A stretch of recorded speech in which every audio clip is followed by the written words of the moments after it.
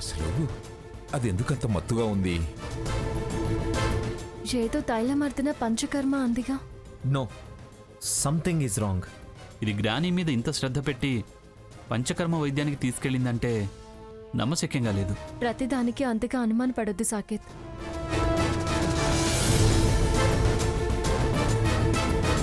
దాని వాలకం అనుమానం కలిగించేలానే ఉందమ్మా సీత.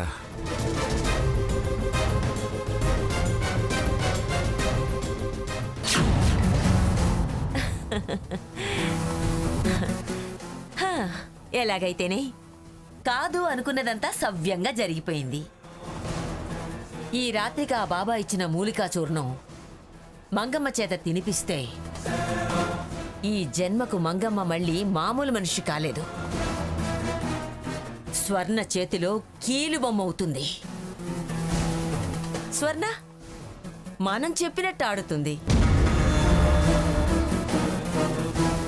నా పగ ప్రతీకారం తీర్చుకొని వాళ్ళని సర్వనాశనం చేస్తాను.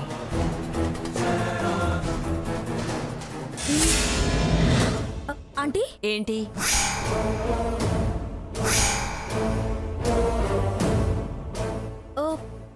స్వర్ణ హడావిల్లో బాబా ఇచ్చిన ఈ పొట్ల మర్చిపోయిందంటీ. ఇప్పుడెలా? ఎలా ఏంటి ఎలా? నేను బయట వెయిట్ చేస్తుంటాను. మీరెళ్ళి ఆ పొట్లం స్వర్ణకిచ్చిరండి. ముగ్గురం వెళ్తే అనుమానిస్తారు. మమ్మల్ని లోపలికి రానిస్తారా ఆంటీ? పిచ్చి మొహల్లారా, గాండ్రించే పులి స్వర్ణ గుప్పిట్లో ఉంది. ఇప్పుడు పిల్లయింది. వెళ్ళండి, అదేమనదు. మీకెవ్వరూ అభ్యంతరం చెప్పరు. ఈ స్వర్ణ ఎప్పుడు ఇంతే, ఏదో హడావుడి, పనికి మాలిన ఆరాటం. ఆతరపరులకు ఆశపోతులకు అన్ని ఇబ్బడి ముబ్బడి ఆటంకాలే. అమ్మమ్మ తన వశమైందని సంతోషం ఆంటీ. బాబా చెప్పింది విన్నదిగా. అసలైంది మర్చిపోవడం ఏంటి? మనకి తిప్పలేంటి? సరే, బయలుదేరి ఇచ్చిరండి.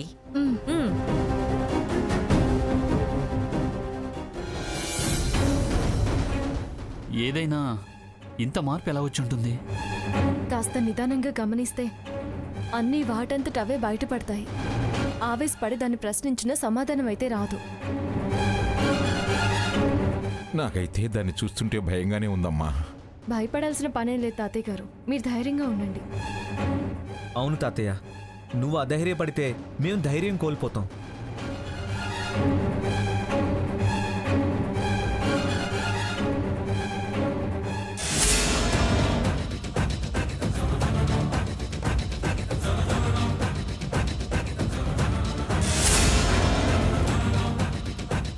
ఏయ్, అసలే ఆ సాకేత్ కోపిష్టి. ఏం కాదంటావా? ఆంటీ చెప్పిందిగా, ఏం కాదలే. రా స్వర్ణ, స్వర్ణ.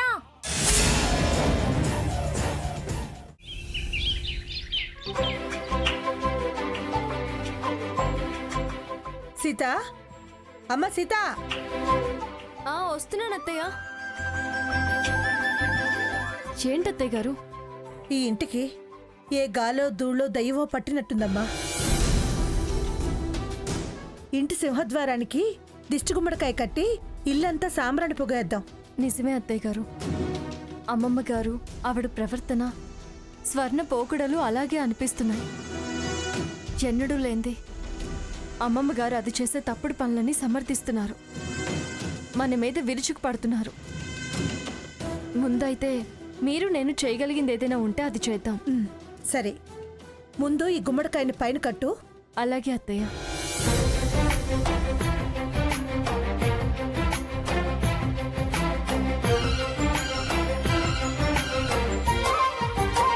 సీత, నువ్వు ఇది పైన కట్టు, నేను సాంబ్రాణి పొగ వేసొస్తాను. అలాగే. ఏమిటే, ఏం చేస్తున్నావు? బాగుందో లేదా అని చూస్తున్నానమ్మమ్మా. ఏమిటి తల? మంచి కాఫీ తీసుకొస్తాను, తాగుతావా? తీసుకురాపో. అమ్మమ్మా, ఏదో వాసన వస్తుంది. అవునవును, సాంబ్రాణి వాసనలా ఉందమ్మమ్మా.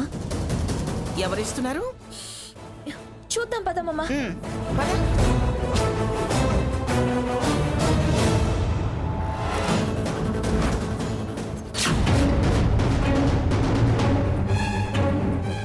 ఏయ్ ఏంటి ఏం చేస్తున్నావు?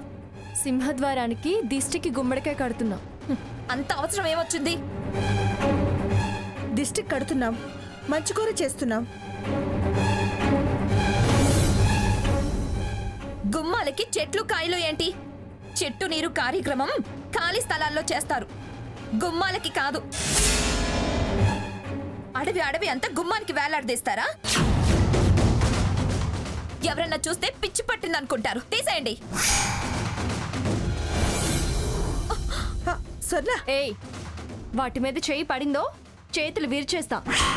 ఏంటి నా చేతులు విరుస్తావా? లేకపోతే వాటిని తీసేయమంటావేంటి? గాలి ధూళి సోకకుండా ఉండాలనే కదా అది కట్టింది. మీ బాలకం చూస్తుంటే నిజంగానే దయ్యం పట్టినట్టుంది. ఈ నిమ్మకాయలు, జీడి గింజలు, ఈ గుమ్మడికాయలు ఏంటి? గుమ్మానికి అసహ్యంగా. నీకు మంచెప్పుడు అసహ్యంగానే ఉంటుంది. అసహ్యం పనులు నువ్వు చేస్తూ మంచిని అసహ్యం అంటావేంటే?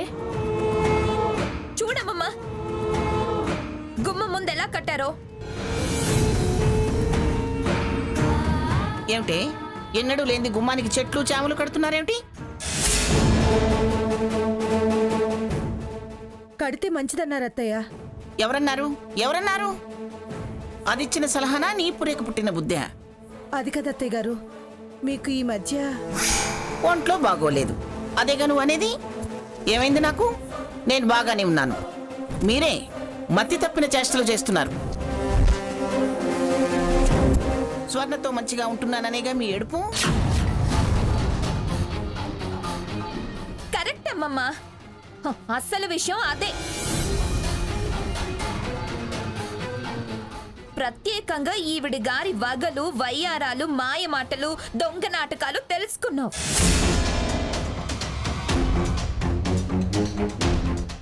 అత్తయ్యని మంచు చేసుకొని ఇవన్నీ కట్టింది. నీ మనసు మార్చాలని ఏదో చేయిస్తూ దిష్టి, గాలి, ధూళి అని కళ్ళబుల్లి మాటలు మాట్లాడుతుంది. తన పాచిక పారటం లేదని ఈ పనులన్నీ. ఆ అవసరం సీతకి లేదు, అనవసరంగా మాట్లాడుకో. ఆహా, లేందే ఎన్నన్నా దులుపరించుకొని ఉంటున్నారా? వాళ్ళేం దులపరించుకుని ఉండటం లేదు, నా మాట మీద గౌరవంతో ఉంటున్నారు. వీధి గుమ్మంలో నిలబడి మళ్ళీ పంచాయతీ మొదలు పెట్టారేమిటి? గుమ్మానికి గుమ్మడికాయలు, ఆకులు, అలమలు కడుతుంటే గుమ్మడికాయ కడితే నష్టం ఏంటి? ఆ? దిష్టి తగలొద్దని అందరూ కడుతూనే ఉంటారు కదా. ఎద్దు మెళ్ళలో కట్టినట్టు ఆ జీడి గింజలు, నిమ్మకాయలు, కలబంద చెట్లు ఎందుకు? అవి ఈ మధ్య చాలా మంది గుమ్మాలకి కట్టడం నేను చూశాను గ్రాని. ఎవరి గుమ్మాల సంగతో మనకెందుకు? మనం ఎప్పుడు కట్టలేదుగా. నీ చేష్టలు చూసి ఇప్పుడు కట్టాలనిపించిందేమో. కడితే తప్పేంటి? తప్పేమిటి అంటావేమిట్రా? అలవాటు లేని పనులు, అనాచారం. ఇలాంటి చేష్టలు చేస్తే చూస్తూ ఊరుకుంటాననుకుంటున్నావా? నేను చెప్తున్నాను, వాళ్ళు లోపలికి రావడానికి వీల్లేదు.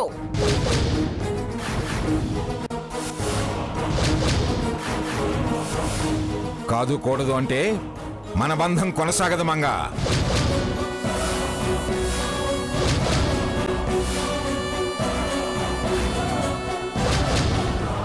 తీసుకెళ్ళావు.